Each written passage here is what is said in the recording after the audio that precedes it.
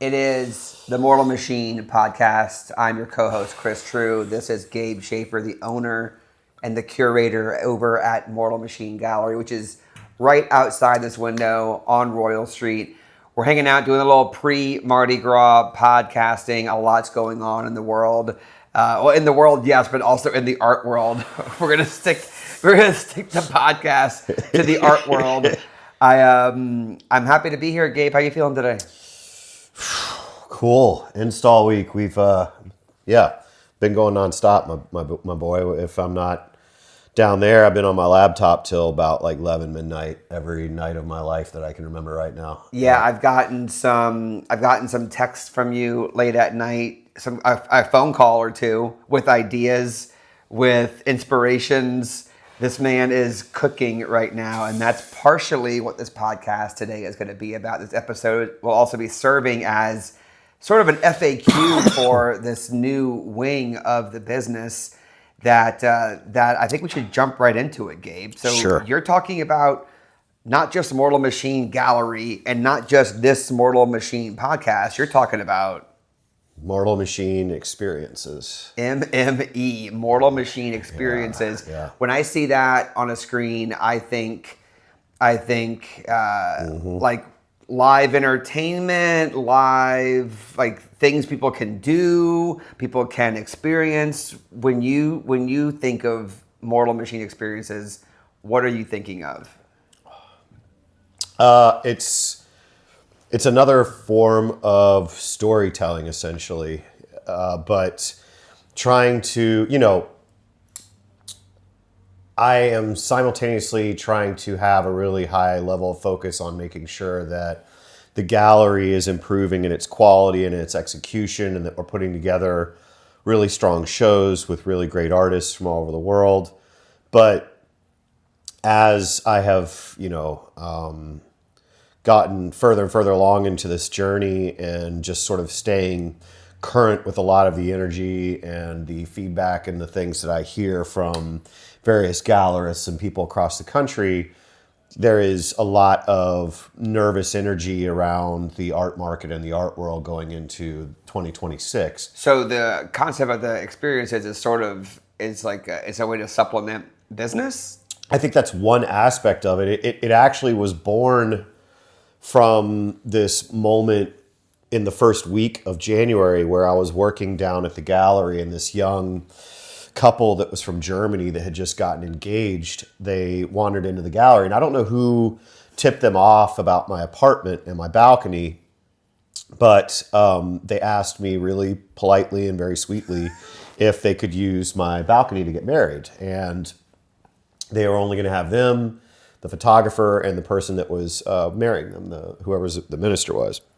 So I was like, yeah, I thought it would be a really good way to start the year energetically. Like, I'm a guy that's mindful of these kinds of things. And so I was like, oh, that would be a really sweet way to start the year. I like the idea of that. And plus, too, selfishly, I set a couple of intentions at the beginning of this year very firmly. And Are you going to share those with us right now? yeah, I'll share the one that relates to them. I mean, one is Okay. like a business thing, so I'm pretty sure everybody knows my intention with my business and what that focus is. But the other part of it is very much related to my dealings with my relationships with women. And so, at this point, I am a person that has been lucky enough to know a number of really, really incredible women in my life. And they have always been a really big part of my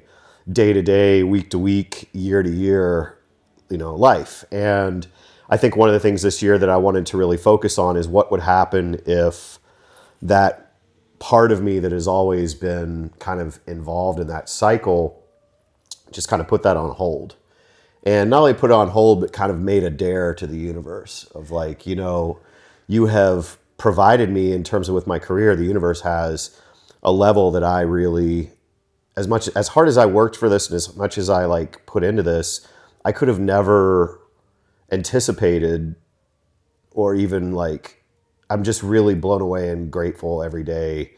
The artists I'm working with, the spaces, the situation, like I have no right to complain about anything when it comes to my career, no matter how hard it is to have an independent gallery.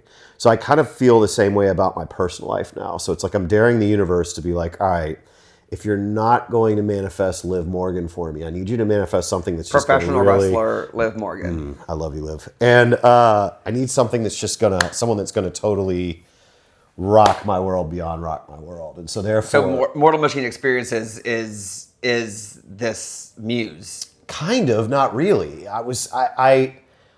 I initially, that's where I started from thinking when I was agreeing to this with these German folks. I was like, all right, yeah, totally. This is going to be my message. Because I told you how I talked to the city at the intersection. I talked to the city at the river.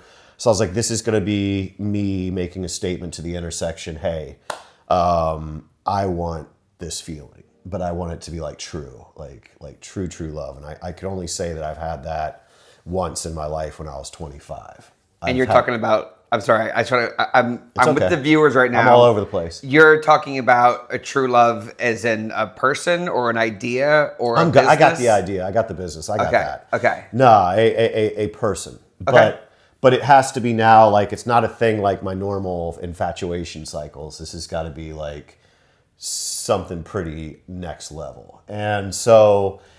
with that being said, that was my initial intention of agreeing to these folks, getting married on my balcony because they weren't paying anything for it, any of that. So I'm standing there during sunset the next day as these folks are getting married and just kind of watching the moment. And it was so beautiful and like so sweet. And they were such like a kind couple. I really right away knew that these were genuinely really, really two good people that I had, because I didn't know them, but I could tell right away that I felt so good about it. And as I was watching it, the first waves of just sort of this like special feeling is coming over me. And then all of a sudden I'm watching the photographer take the photographs. I'm looking at the moment. I'm looking at it on my phone. The sun is setting. And all of a sudden I was like, wait, why the fuck haven't I ever done this before? Why haven't I ever had someone up here to get, like, this is a place to get married. Like, this is a place for a moment like this. And oh my God, of course it looks gorgeous. I know it looks gorgeous every night, but it just occurred to me that this is something that actually can be developed. So Mortal Machine Experiences was born from this moment. Maybe the seed was planted a long time ago, but it really started to sprout at this moment.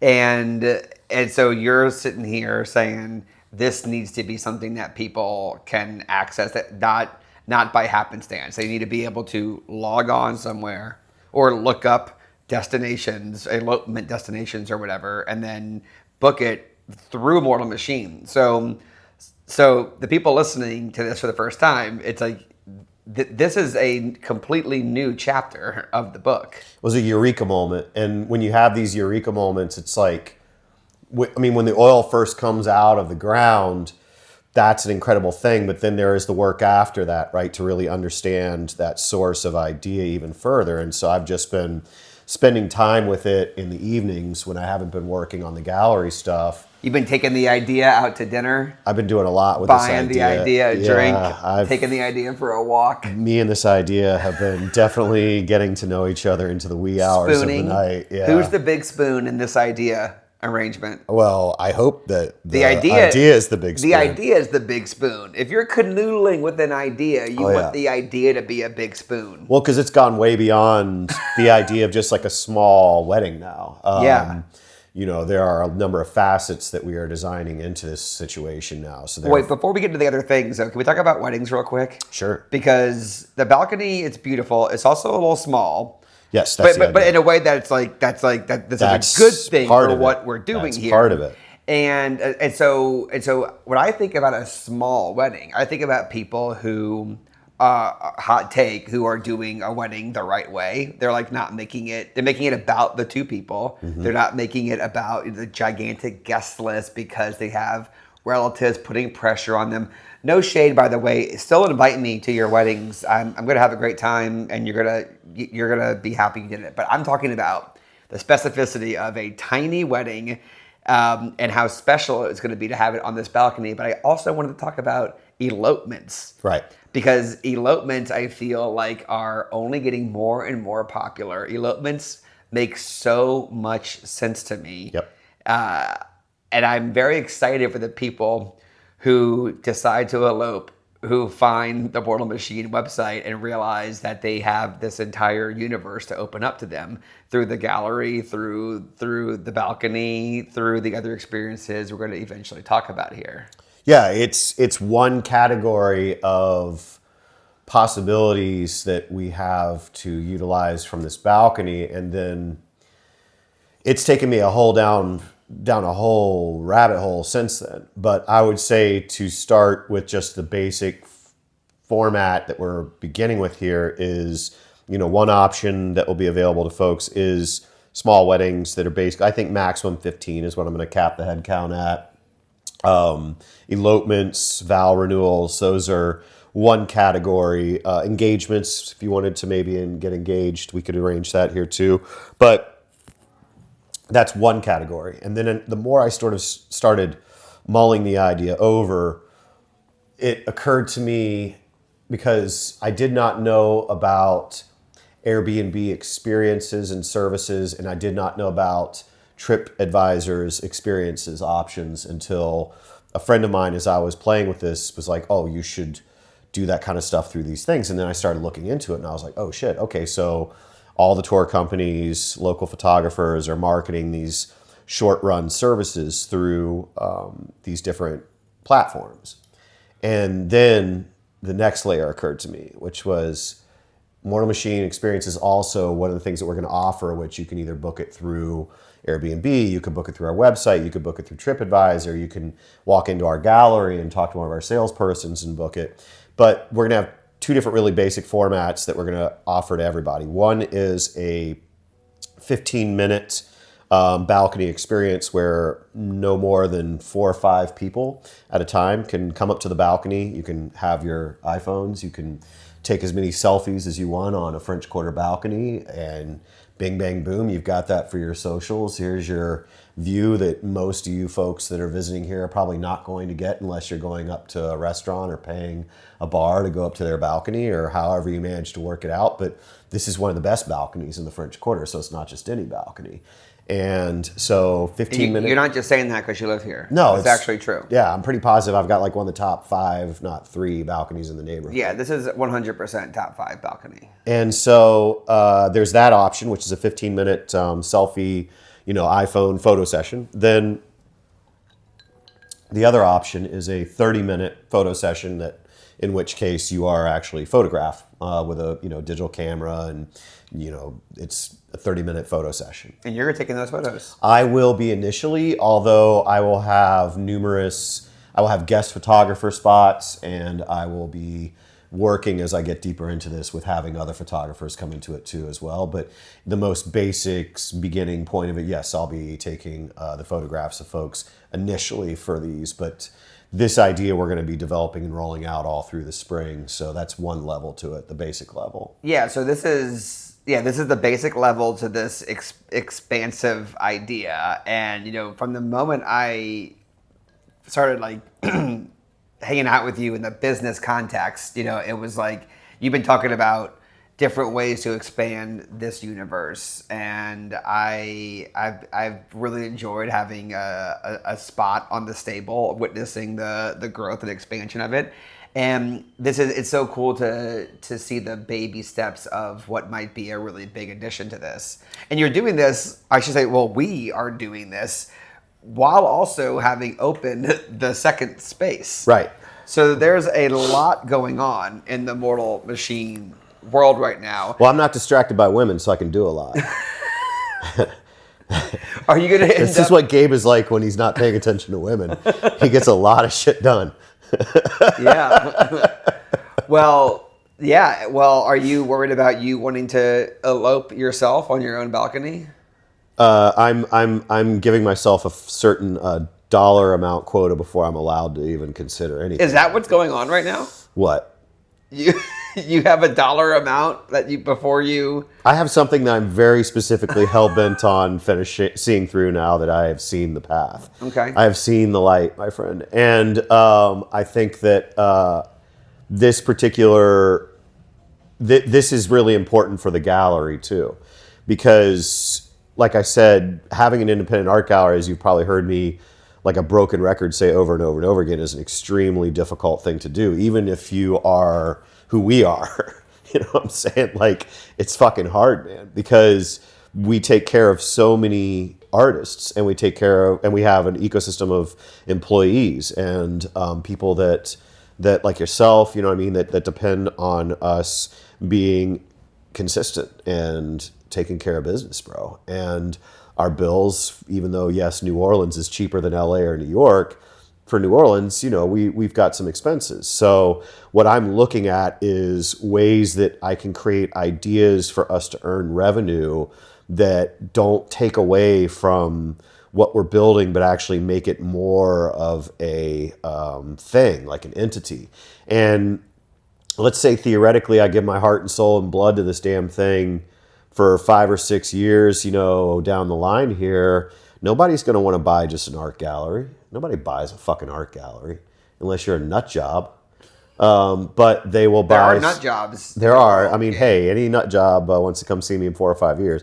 But we're going to be more than an art gallery. Like I already told you this. Like this thing to me over the next 5 years is more than an art gallery to me. This is a thing that finds ways to create and tell stories. Yeah, well, you're saying the thing that you said that really resonates with me deeply, and people who have been listening to this podcast for a while know where I'm heading right now. But it's like you saying that you want to treat Mortal Machine basically like WWE in terms of like WWE is not just wrestling.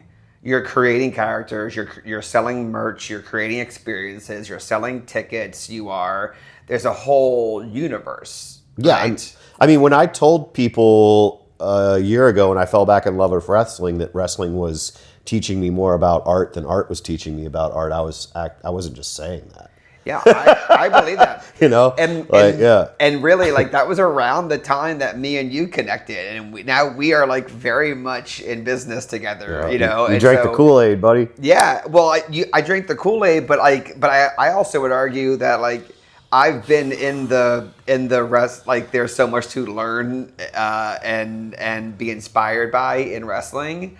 I've been in that camp for a long time. That's affected everything I've ever done in comedy. I can watch any show that I do, and it is very clearly influenced by wrestling. Yeah. And so that's one of the ways that we really connected. And look at us now. It's I feel like I'm like I'm in your stable. Like I'm here to execute the job. I'm here to give you ideas and help you with your with yours. We work well together because you and I have the one little secret element that we haven't discussed yet that will be released in October, because as you know, I have these other parts of this that we haven't really talked about yet beyond just these photo sessions and weddings. I'm seeing other things, you know. Yeah. So we're not going to talk about it right now. No. But just know that when we talk about Mortal Machine experiences, we're not just talking about this balcony right here. But by the time this episode comes out, the Mortal Machine experiences tab on the website will be live, so you'll be able to see how to book these things, and you'll be able to book these things. And this is one more thing, you know, when people go to the gallery, you know, I've been doing a weekly shift at the new gallery, so I've been learning a lot about this. But people come into the space, they want everything, right? But you know, not everyone can drop money on art, right? So then what's the next thing? So it's buying a print, getting your collection started that way. And for some of these people, that equivalent is going to be partaking in one of these experiences. Yeah. And when they go to the gallery, they find out that they can be a part of this universe and go home with pictures on the balcony, / tell their cousin to elope here, / like themselves maybe elope here. Like it's just building out a really, really cool universe. And it's particular to New Orleans and particular to the French Quarter. Yeah. Because I don't know any other neighborhood, you know, because one of the things that was like a little side thought I was having was, I don't know that you could recreate what we're creating here anywhere else. Because and even more so specifically, when I say anywhere else, not even even more specific than New Orleans, and even more specific than the French Quarter, this intersection.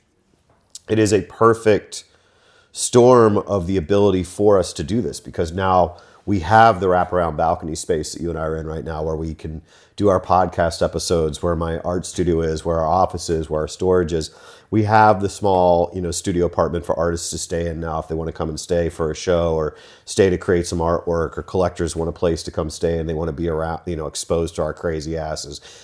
We have 2 locations now, one that's a showroom that we can really have these shows breathe, which our newest show is just looking so beautiful so far down there. And then we've got the shop too. So I think that when we use this word ecosystem, it's actually like as true as possible. And it's an ecosystem that is actually, what I'm excited about it is it's almost like, it's an ecosystem that is, it's like the 7 days or something, right? Like each day of Mortal this year or something, this new element is like coming, this is like a Genesis experience to me right now. So, and I've experienced this with art and with writing countless times, as far as my brain just totally popping the fuck off, like over and over and over with ideas. And I have had an element of entrepreneurial, creative, like brainstorming and, inspirations over the last few years. But something about whatever Miami did to me and unlocked in my head, and the gestation period afterwards, which I feel like I'm still sort of slightly going through the final phases of that post-Miami gestation, there is this just absolute wave at night when I'm by myself on the laptop, or when I'm sitting in front of that easel painting. I am just like, ideas are firing really hard on me right now. So I'm trying to catch them all and have them all make sense, because I feel like this is an extremely crucial part of my creative life, is my 50s. To me, this is the golden element, before I start to decide to turn into a weird old guy. When you start to decide to turn into a weird old guy? Yeah, I think 60 is going to be a different arc than this guy. Okay, great. I love how you know that, and you're preparing yourself. If I'm lucky enough to make it to that point, yeah, I am pretty sure. Yeah. Well, this is a great, the star charts, the planets, and all the things that's happening in the sky right now. Sorry, I read about these things and I listen to these things. I am not equipped to actually like educate or talk about them. We need a dancer for that. But I do know that right now the chemistry in the sky is like new projects, new beginnings, yeah, like I believe it. creative dynamite. And you know what my specific, this is going to blow your mind, or maybe it won't actually, because you're in on these things. Specifically for my Sagittarius rising right now, it's talking about a newfound appreciation and like livelihood in visual arts. Oh, cool. Which is insane, because I just started taking shifts at the gallery, and we just started me like doing more of the production on this podcast, which is about the gallery and about New Orleans. I'm just like, that really blows my mind. It needs to stop blow my mind because these things happen all the time and I believe it. But I always say to my magic friends that every time these things happen, as much as it has happened to people that pay attention to this stuff in their lifetime or that are engaged with it, it still perpetually surprises me every time. And I think that that's actually important, to still feel that wonder about like, wow, how wild is it? You know what I mean? Yeah. How wild is this? Like, I never want to reach a place in my life where I'm not saying that, where I'm not saying, how crazy is this? Even though when you really like even today when we were installing these giant swoon pieces in the gallery, my hands have touched like the gods, bro, like multiple times. And when we're putting this piece up today, I was just kept thinking, well, how wild is it? How wild? I mean, it isn't that wild when you think about what we're doing, if you're looking at our track record, but really like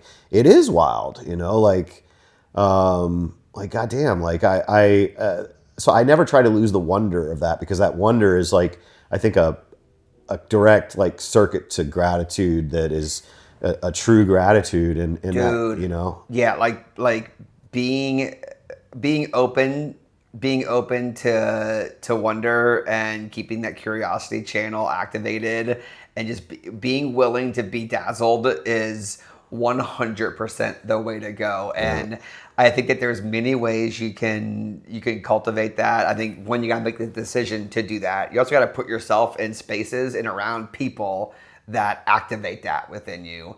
And doing things like buying art, going to art openings, going on experiences, like taking that friendship, reading that book, taking that improv class. Like there's all kinds of ways to do this. And I feel so grateful and excited to be a part of providing that for people, but also actively taking part in it as well. Yeah. And I think that living in an age such as what is present day has, there's already enough weight for a person to take on, kind of like trying to generate enough energy that your like dreams are your life. But there's a whole other complicated level of it when you're considering the, I hate to place it tenderly, but just like that, the extreme difficulties that so many people are enduring right now.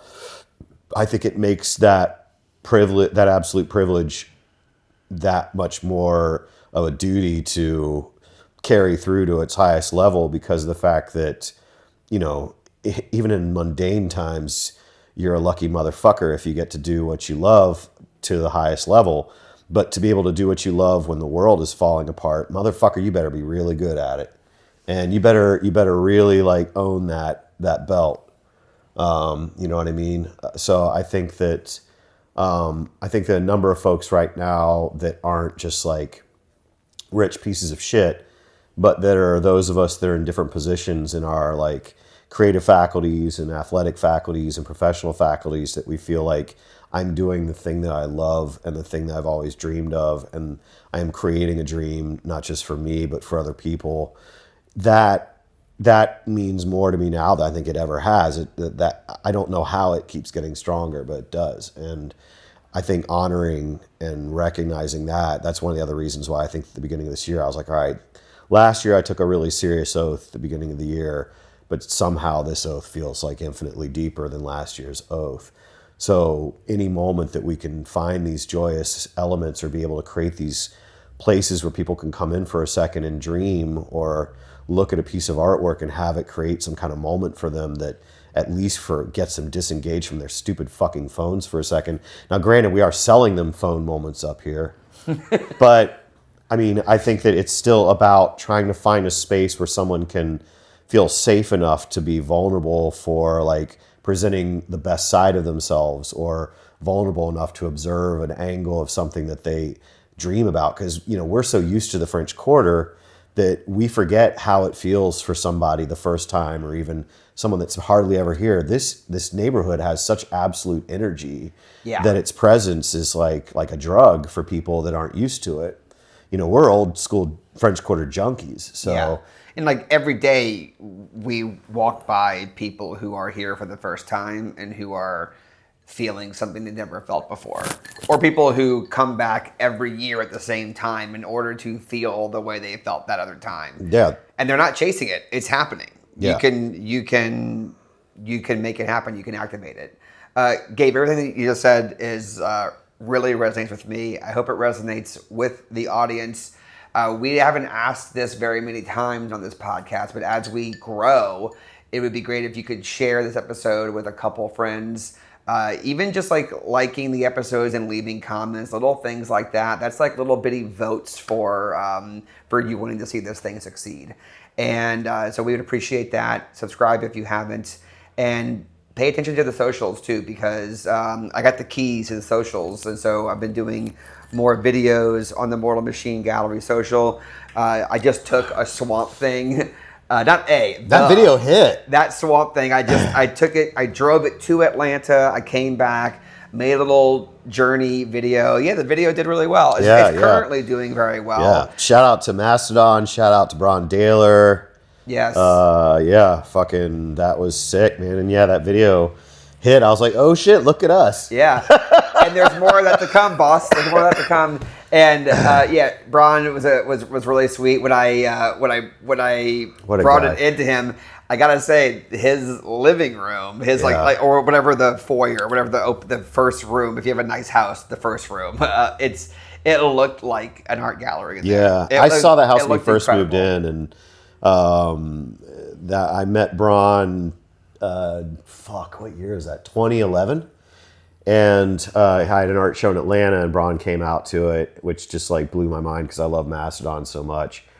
And then he like invited me out to breakfast the next day, and what the fuck? And so then he took me to the house, showed me where they're gonna have the little studio downstairs and everything. So it was really cool to see like years later a delivery to that house. Yeah. I love that guy. Braun is such a good dude. Such a good dude. Such a fun time, and it's a good time of year for us down here in New Orleans. You're gonna see more Mardi Gras content on the channels as well. How are we gonna do that with you out of town, Chris? You going to like Marfa? I'm going. So we're gonna have an episode about this, but I'm actually doing something I have never done in my entire life. Is I am departing my beloved. That's so crazy. I've never done this my entire life, but I'm going out to Marfa, which is some say is its own little tiny art planet in the desert. It is. But how do you feel about being away from Mardi Gras? Listen. I feel good about the decision I made, despite you. I'm not about the decision. I just want to know how. Like, I want to hear about this. About the decision to do it? Is that our next episode? It could be that. Well, we can touch on it a little bit right now. But the next episode will be me and Marfa, you in New Orleans. Okay. But I want to say I am in on Marfa as a place, and when I went, I've been there a bunch of times for like a day.